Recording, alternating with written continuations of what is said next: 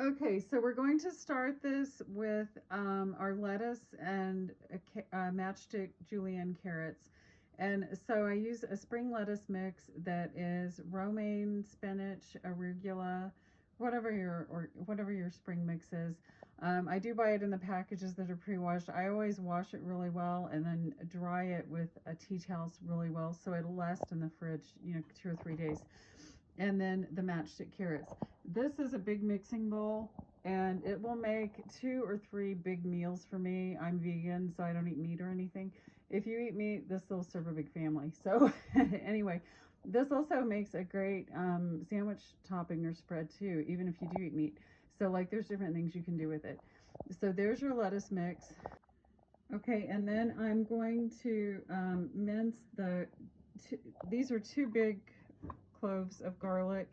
They might be like 4 if you had smaller cloves, and a finger of ginger. So get them, peel the ginger, peel the garlic, rinse it really well, and mince it.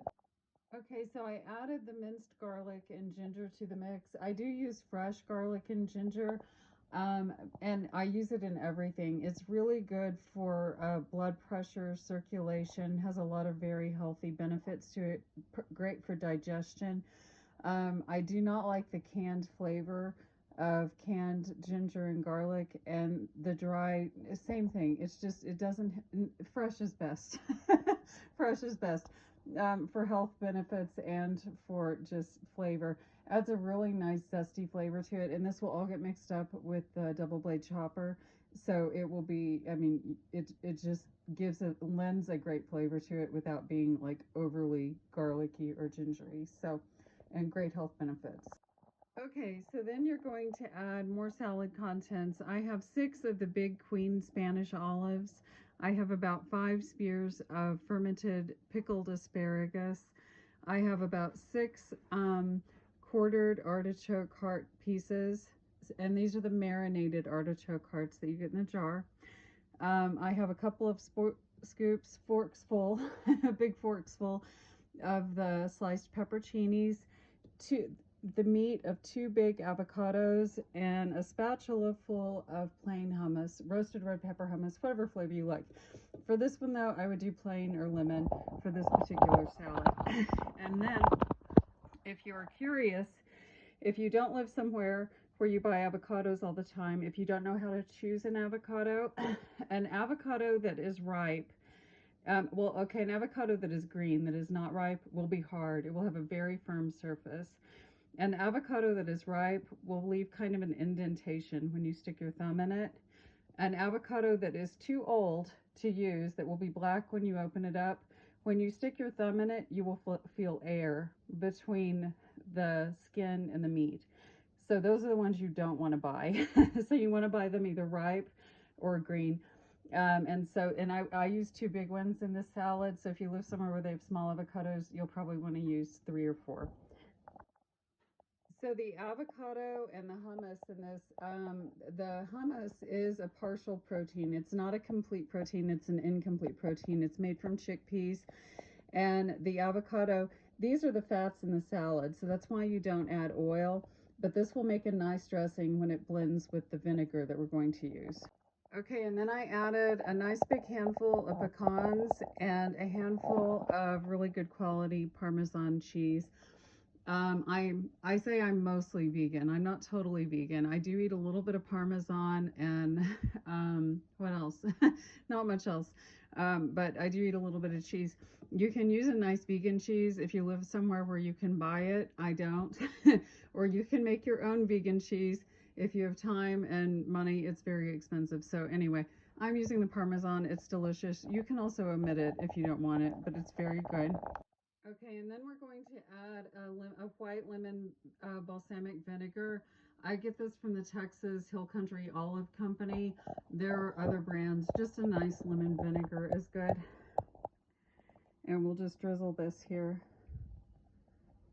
And you can always adjust it after you blend it. Just, taste it. But so we will mix all this up with the double blade chopper. Okay, so I always do this in the sink. This is the double blade chopper. I got this on Amazon.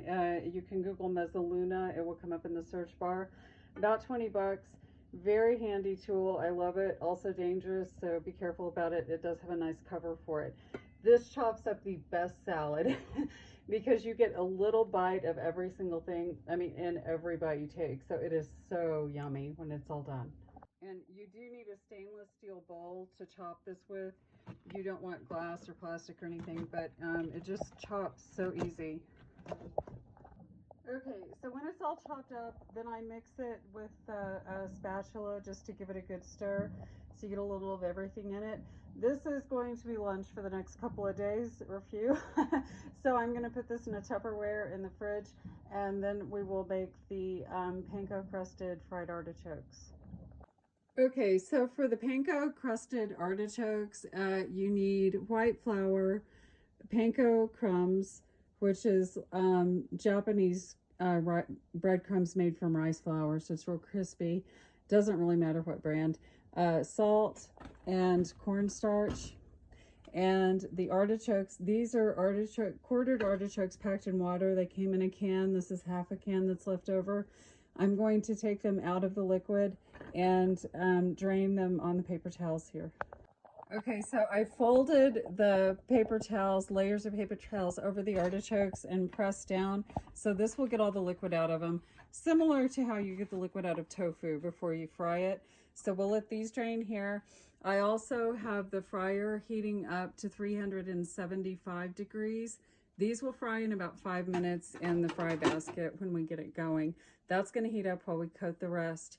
And then you can use your favorite spices in these. I'm going to use a little bit of dill and a little bit of lime powder because it will give it just a little bit of good flavor. If you don't have that, you can use a squeeze of citrus, or you don't have to. Whatever works. Okay, so we're going to dredge the artichokes in the mix. This mix is, I filled the bowl full of flour. It's probably a couple of cups of flour. It really doesn't matter. You don't have to measure it. I added about a half a teaspoon of salt and about a tablespoon of the cornstarch. This will make it sticky, so it sticks to the artichokes. And then this mix over here is the panko crumbs. I added salt, pepper, dill, and cilantro. If you do not like, and some lime powder. So like the cilantro lime flavor, which is really fresh, which is perfect for this kind of salad. If you do not like cilantro, don't use it. Some people think cilantro tastes like soap, and it turns out the reason they do is because it is in their DNA. So if you carry a certain strand of DNA in your body, cilantro will taste like soap. So if you don't like it, don't eat it. And you can really use any spice, but I love the dill and lime citrus flavor with this particular salad. So we're going to dredge an artichoke. So here's a drained artichoke through the mix here. I usually do this with a fork, but I've only got one hand for the camera, and I'm not left-handed. So and then in the panko crumbs. So I'll do the rest of these with the fork so it's pretty, but you'll see just like how easy it sticks. It makes a nice little ball there. And then I will put these in the fryer basket when the oil heats up, and we will fry them for about 4 or 5 minutes where they're nice and brown. We'll do the rest. Okay, so here is one batch going in the fryer, and here is one batch out of the fryer.